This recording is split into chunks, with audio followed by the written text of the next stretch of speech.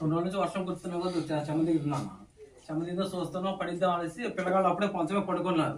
పండుగ అట్లా లేచి దిగాలకే పైనుంచి టపడా పడింది. పడింది ఏంటంటే నేను లేచి వచ్చాక పిల్లలు పక్క తప్పుకున్నారు. మంచం అప్పుడే పక్క తప్పుకున్నారు. తక్కువ మీద కొద్దిగా లేచి కొద్దిగా సేవ్ పెట్టాలకే మొత్తం విరుచుకొని లోపల పడిపోయింది. ఎన్ని గంటలకు పడింది? ఉదయం 6:30 అయింది. ఉదయం 6:30 ఉదయం 6:30 పడిపోయింది. ఇప్పుడు మంచం అయితే లేచి అట్లా కూర్చున్నాడు అంతే. పిల్లగాళ్ళిద్దరు ఎవరికైనా గాయాలైనాయా? దెబ్బలు తగలేదండి. మా పక్కన పడ పిల్లకి ఒక్క లేచి వచ్చింది బయట కింద దిగింది. తలకన్నా పడిపోయేది అయిపోయింది. అసలు లేస్తున్నారు మొత్తం మంచం పడేసింది. ఇది కూడా చూడు ఎట్లా అయిపోయింది, మొత్తం చెమ్మ దిగిపోయి పడిపోతుంది. ఇదే పరిస్థితిలో ఉంటే చాలా దారుణమై ప్రాణాలు పోయే పరిస్థితులు కూడా ఉన్నాయి సీన్ గారు. కాబట్టి దీని గురించి మేడం గారు కూడా అసెంబ్లీలో ప్రస్తావించారు.